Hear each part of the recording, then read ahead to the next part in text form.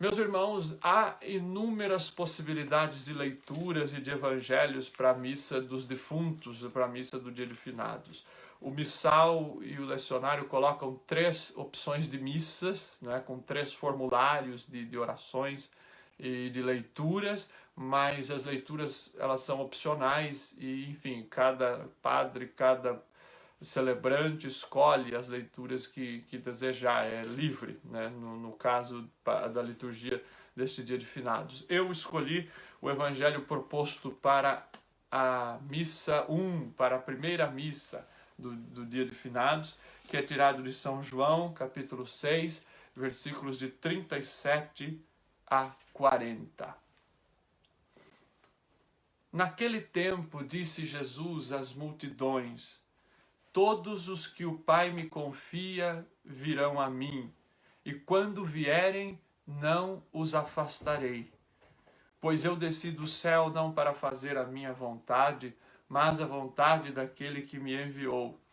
E esta é a vontade daquele que me enviou, que eu não perca nenhum daqueles que ele me deu, mas os ressuscite no último dia. Pois esta é a vontade do meu Pai, que toda pessoa que vê o Filho e nele crê, tenha a vida eterna, e eu o ressuscitarei no último dia. Palavra da salvação, glória a vós, Senhor. Meus amigos, então nós celebramos hoje o dia de finados, feriado no Brasil. Aqui na Europa não, mas é o dia também dedicado aos fiéis defuntos na igreja do mundo todo. É uma celebração não tão antiga, ela não é dos primeiros séculos, é uma celebração que foi implantada na igreja no século X, a partir de uma iniciativa de Santo Odilo, que era um abade na França, na abadia de Cleury, na França. E Santo Odilo, ele instituiu nos mosteiros ligados à abadia, da qual ele era o superior, da qual ele era o abade, ele instituiu que todos aqueles mosteiros ali, sob a sua jurisdição, fossem celebrar uma liturgia própria pelas almas do purgatório. Então, Santo Odilo começou a propagar esta celebração com a liturgia das horas própria, com uma missa própria, até que isso se espalhou, o povo começou a seguir e a gostar dessa iniciativa, e isso se propagou para a igreja toda, até que aí virou uma celebração universal. Expandiu-se, portanto, para a igreja no mundo todo. E na primeira década do século XX, o Papa Bento XV, durante a Primeira Guerra Mundial, ele determinou e autorizou que todos os padres pudessem celebrar até 3 missas. Então, os padres podem oferecer até 3 missas no dia de finados, apesar de não ser uma solenidade, de não ser, evidentemente, um domingo, mas os padres podem oferecer até 3 missas neste dia de finados, tamanha a importância que a igreja encontra de se rezar pelos falecidos, de se rezar pelas almas que estão no purgatório e que aguardam, portanto, a ressurreição, o encontro com o Senhor, o encontro face a face com Deus. Mas o que é importante e o que a gente precisa compreender, meus irmãos, é que a morte, sem dúvida alguma, é o grande mistério da vida humana. Sem dúvida alguma, a morte ela é misteriosa para quem é cristão, para quem não é, para quem segue alguma religião, e até para quem é ateu. Mesmo que a pessoa não acredite numa vida futura, mas a morte ela sempre vai ser enigmática. A morte ela sempre vai fazer questionamentos. A realidade da morte sempre vai mexer com a mente, com o imaginário, com o coração, com os sentimentos de toda pessoa.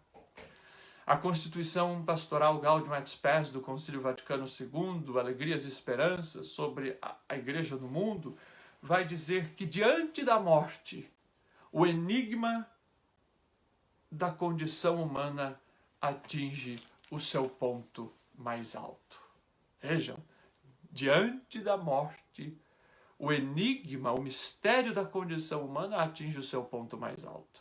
Não há nada mais misterioso, ou talvez poderia dizer, não há nada mais curioso, não há nada que nos instigue mais enquanto seres humanos do que a realidade da morte. Quando nos confrontamos com a possibilidade de morrer, com a iminência da morte, nós temos as mais diversas reações. Alguns se assustam, outros se desesperam, outros se deprimem. Outros tentam esconder aquela realidade. Mas qual é? O que é que conta neste momento da morte?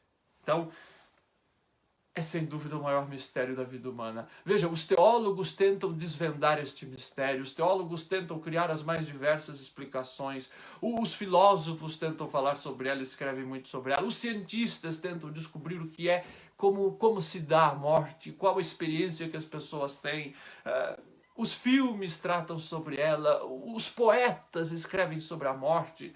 Há um escritor que dizia que há duas realidades que são que são as mais favoritas, digamos, que são as favoritas dos escritores e dos poetas. Uma é o amor, a outra é a morte. E nós sabemos que amor e morte, eles em um momento se cruzam, não é? Mas vejam, então para vocês entenderem e perceberem que a morte, ela tem esta realidade que toca a cada um de nós. E vejam, ela causa todo esse rebuliço, podemos dizer assim, mesmo sendo a única certeza que nós temos na vida. A única certeza que todos nós humanos, que todos nós animais temos. Que todos nós, mais do que animais, que todo o ser vivo tem. Qual a única certeza de todo ser vivo? Enquanto matéria, enquanto biologia, é a certeza da morte. As plantas morrem, os animais morrem, nós morremos. É a única certeza que temos. No entanto, mesmo assim, a morte causa todo esse rebuliço, a morte, ela de fato causa, ela mexe, ela muda a vida de todos, de quem vai e de quem fica. Mas por que a morte nos assusta tanto? A morte nos assusta tanto porque ela é justamente esta ruptura. A sensação que temos, ainda que a morte seja certa, a sensação que temos é de que alguém nos foi arrancado. Vejam, nós estamos nesse tempo da pandemia, aqui na Irlanda estamos em lockdown. Por que os países estão se trancando? Por que os países estão parando as suas economias? Para evitar que as pessoas morram. Vejam, mesmo países laicos, como a Irlanda, por exemplo, como a Europa, elas, ainda que não tenham esta moral cristã da preservação da vida, ainda assim, os países estão tentando alguma forma para poupar a vida das pessoas, para evitar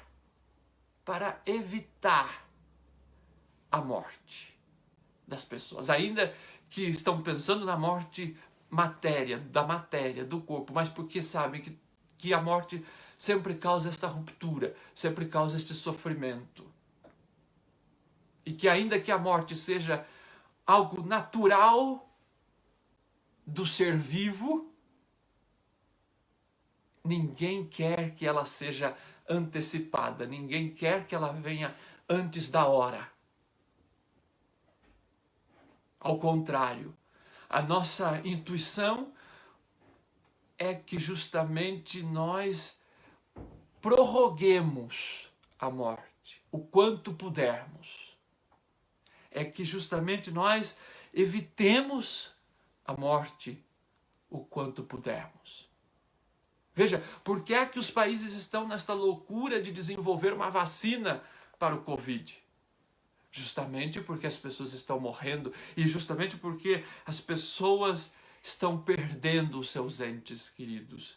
E justamente porque esta realidade da morte está tocando as vidas de uma forma muito real, de uma forma muito dura, de uma forma até cruel, podemos dizer assim.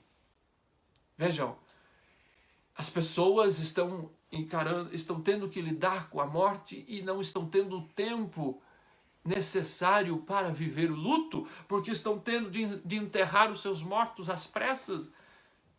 Em alguns lugares, um velório de 2 horas, um velório com poucas pessoas. Veja, esta possibilidade de viver o luto não está sendo possível.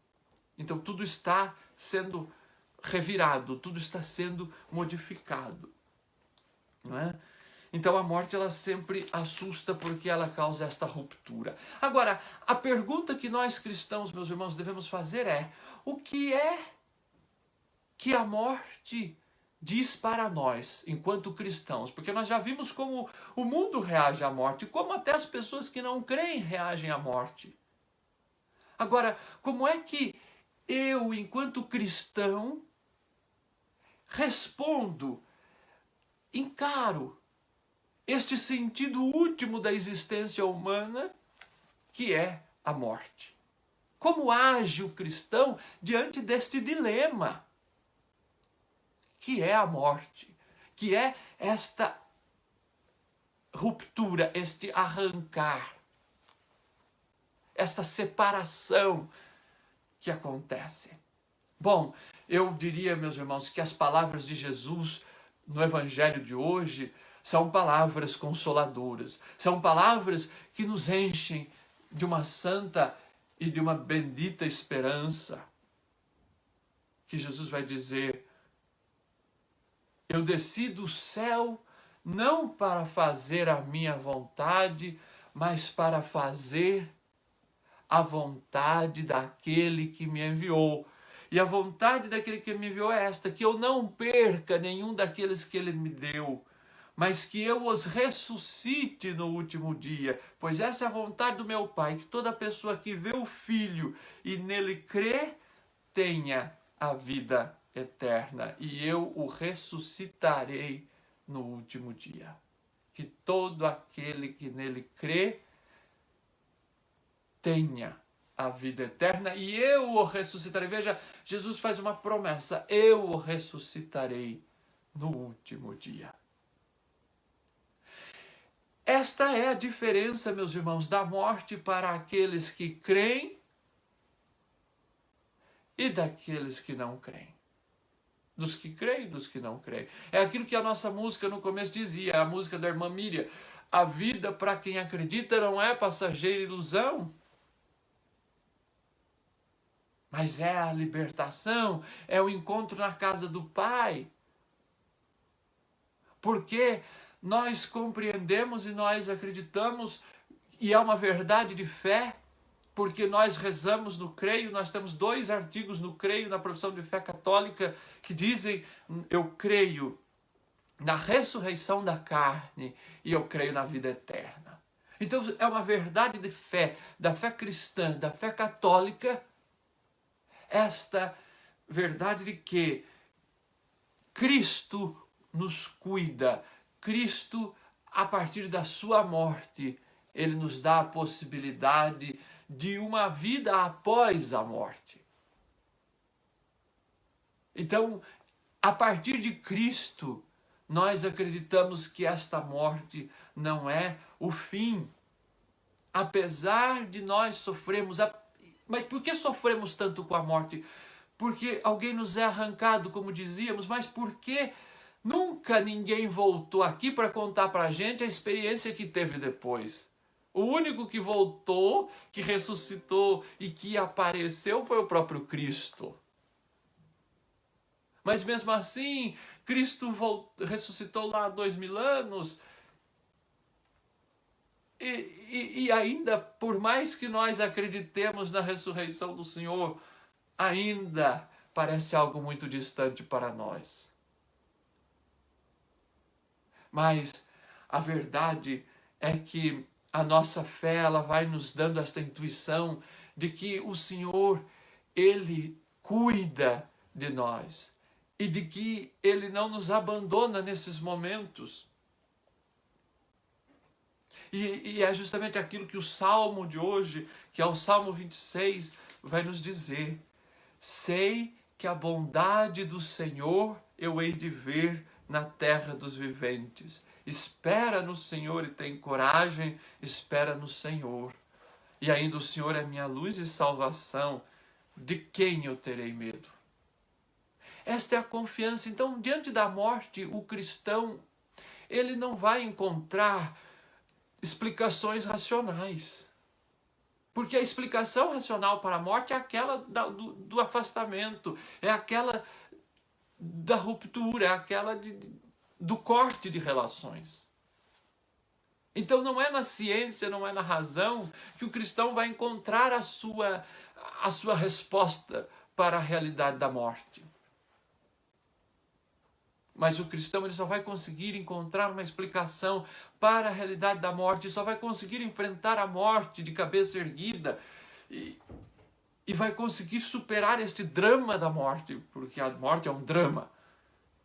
Mas o cristão só vai conseguir superar este drama da morte a partir do momento em que ele colocar a sua vida em Cristo, a partir do momento em que ele viver em Cristo, a partir do momento em que ele acreditar na misericórdia do Senhor, acreditar que o nosso Deus é o Deus que nos ama. E é por isso, meus irmãos, que a morte para o cristão, ela vai ser mais aceitável, ela vai ser mais fácil de lidar. Se nós em vida já fizermos a experiência da misericórdia de Deus, se já fizermos em vida a experiência do amor de Deus. Porque quando nós fazemos em vida, e é aí que a nossa missão de cristãos, de ser para os outros instrumentos da misericórdia de Deus, sinais da misericórdia de Deus. Então, a partir do momento que nos sentimos amados por Deus em vida, nós vamos experimentar esta certeza de que o Senhor é minha luz e salvação. Nós vamos aí compreender e, como o salmista dizer, eu sei que a bondade do Senhor eu hei de ver, porque eu já vejo e já experimento a bondade do Senhor aqui nesta vida. Eu já e experimentando a bondade, a misericórdia do Senhor nesta vida, eu sei de que Ele cumpre as suas promessas, porque Ele já cuida de mim aqui.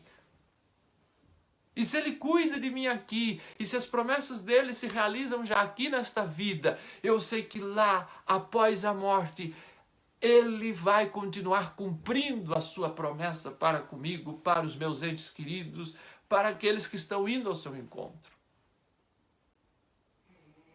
Eu vou saber, eu vou ter esta certeza, esta esperança de que o Senhor não abandona. Se Ele cuidou de mim até aqui, Ele há de cuidar também quando esta vida terminar, quando eu fizer esta minha passagem.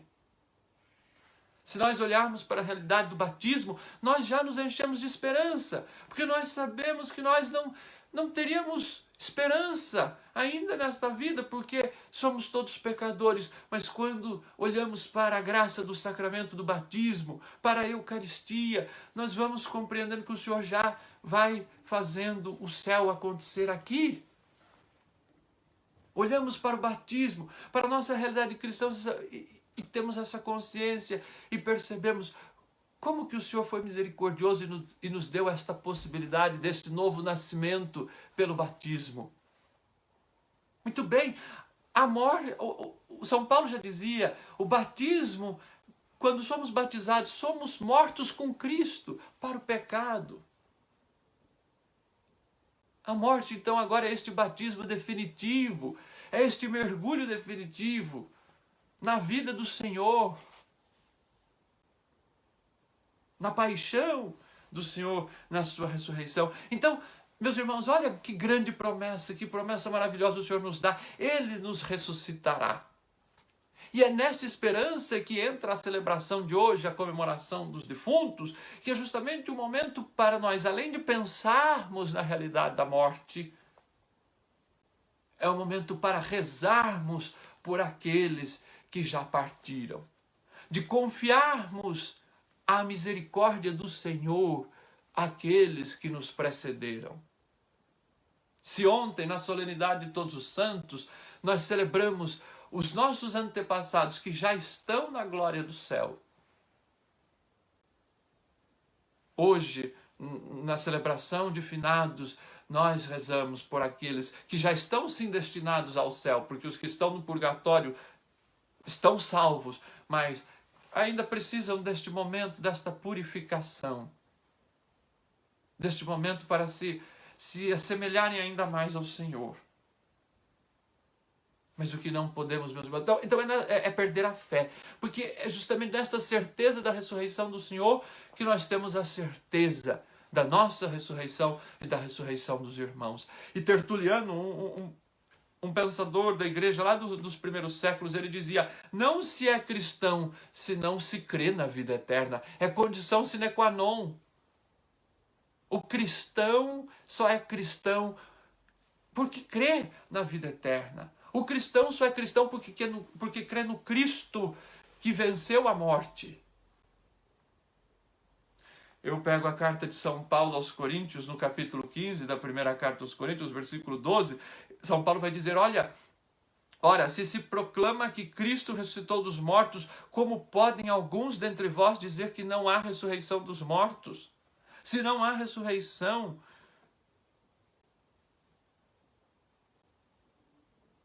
e se Cristo não ressuscitou, se não há ressurreição dos mortos, também Cristo não ressuscitou. Se Cristo não ressuscitou, vazia é a nossa pregação, vazia também a vossa fé. Vejam, se Cristo não ressuscitou, vazia a nossa pregação e vazia também a vossa fé. Então, meus irmãos, a diferença da morte para nós cristãos em relação aos que não creem é justamente essa. Nós confiamos de que a morte da pessoa humana, ela está associada à morte de Cristo. E a morte de Cristo, nós sabemos, ela não é o fim, mas Cristo ressuscita. O Senhor ressuscita.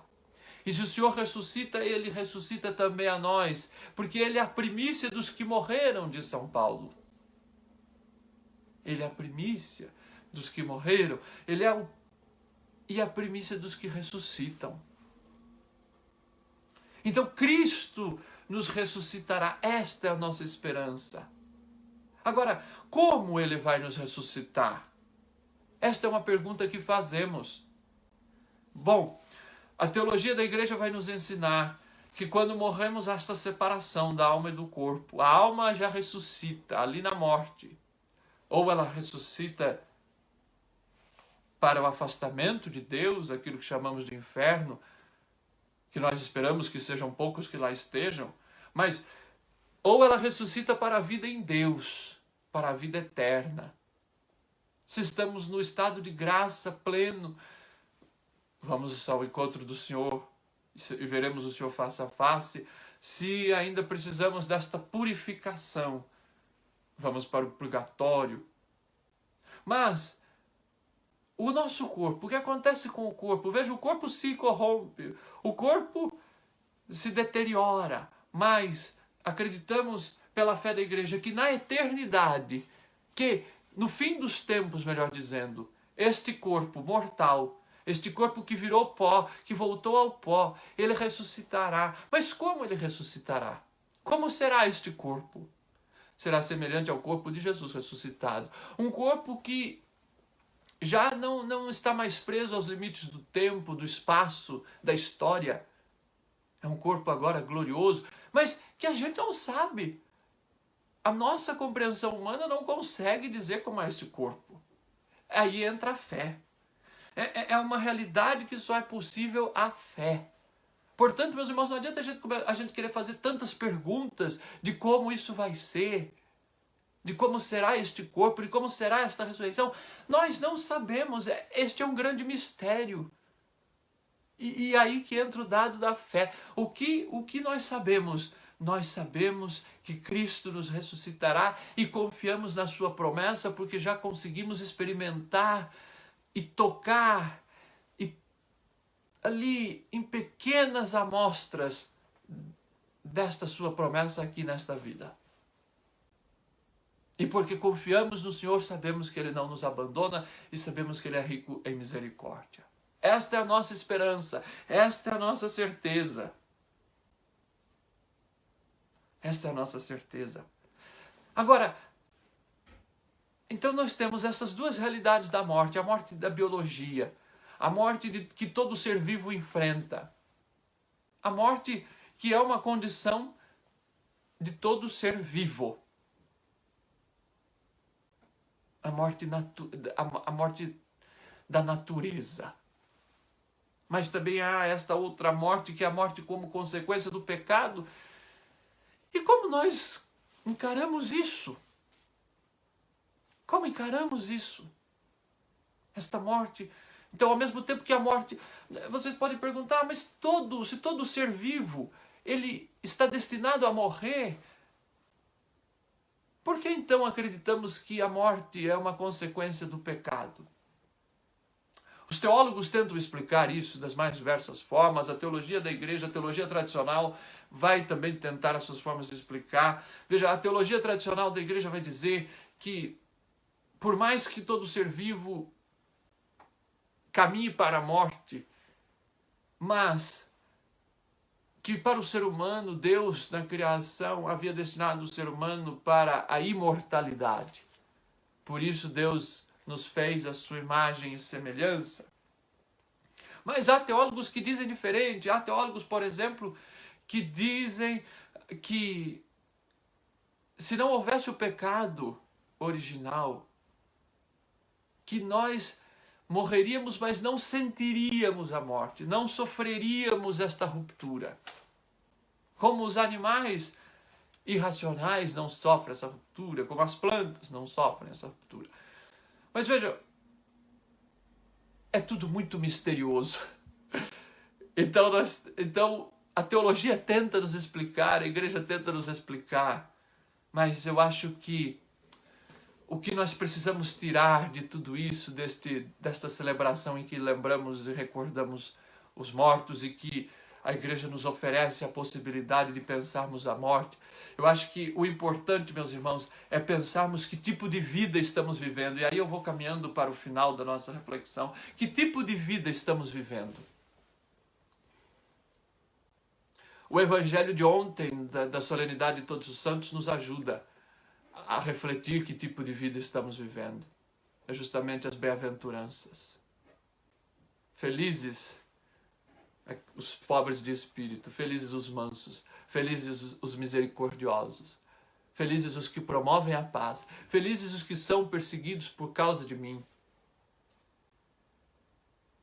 Quando você vive bem esta vida, quando vivemos aqui as bem-aventuranças, quando vivemos aqui amando os irmãos, nós estamos plantando esta semente de ressurreição. Nós estamos nos aproximando cada vez mais de Cristo. Estamos, como aquilo que diz o Evangelho, caminhando para ver Cristo. Porque vemos Cristo nos irmãos. E quando enxergamos o Cristo nos irmãos, confiamos e acreditamos nesse Cristo, então seremos por Ele ressuscitados. E aí nós poderemos um dia dizer como São Paulo: já não sou eu quem vivo, é Cristo que vive em mim. E quando Cristo vive em mim, a morte não me assusta. E aí São Paulo vai dizer, quando Cristo vive em mim, viver para mim é Cristo e morrer é lucro. São Paulo dizia, eu desejaria morrer, porque morrer é lucro. Ele diz, porém, eu entendo que é preciso que eu fique ainda aqui com vocês, que vocês precisam ainda da minha presença, portanto eu ainda desejo ficar mais um pouco com vocês, São Paulo diz. Mas os grandes santos da igreja entenderam esta realidade da morte e a realidade da vida. E São Francisco, por exemplo, no canto de louvor das criaturas, São Francisco escreveu, louvado sejas, meu Senhor, por nossa irmã, a morte corporal, de quem ninguém pode escapar e que a ninguém fará mal, que ninguém pode escapar. Felizes aqueles que ela encontrar conforme a vossa santa vontade, pois a segunda morte não lhes fará mal. Veja, São Francisco nos dá a receita no Cântico das Criaturas. Felizes aqueles que a morte encontrar conforme a vossa santa vontade. Ou seja, felizes aqueles que quando a morte os encontrar, estiverem preparados, estiverem vivendo bem. Porque aí esta segunda morte não lhes fará mal. E São Francisco chama a morte de irmã. Porque nós convivemos com ela o tempo todo. Ela faz parte da nossa vida. E talvez a morte nos assuste tanto porque nós somos colocados em uma cultura hoje que nos faz fugir da morte, nos faz fugir desta realidade, nos faz não pensar nela. E quando não pensamos na possibilidade da morte, nós não pensamos em nos preparar para ela. E aí vivemos mal. Então eu acho que a morte ela nos assusta muito quando estamos vivendo mal, quando não estamos vivendo um processo de preparação. Meus irmãos, que neste dia de hoje, rezando pelos nossos entes queridos, por aqueles que já partiram, nós possamos pensar, como é que eu me preparo? Como é que eu me preparo para este encontro com o Senhor, que nós não sabemos quando será? Mas então vivamos bem aqui para que quando formos chamados pelo Senhor, nós possamos ter essa certeza que Jó já dizia na primeira leitura de hoje, eu sei que o meu Redentor está vivo e que por último se levantará sobre o pó. E depois de terem destruído esta minha pele na carne, eu verei a Deus. Eu termino com o prefácio dos fiéis defuntos, que diz de maneira poética a liturgia nos coloca. Em Cristo brilhou para nós a esperança da feliz ressurreição, e aos que a certeza da morte entristece, a promessa da imortalidade consola. Senhor, para os que creem em vós, a vida não é tirada, mas transformada. Que nós possamos então, meus irmãos, confiar no Senhor.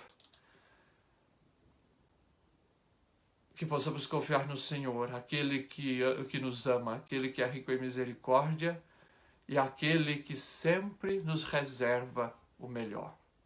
Que nós possamos confiar que, vivendo bem esta vida, possamos um dia correr para os braços do Senhor, este braço que nos acolhe, que nos toca, que nos conforta e que nos ressuscita, que nos tira da morte, que nos tira das trevas, que nos tira da angústia e que nos leva para a vida plena, que nos leva para a vida em Deus.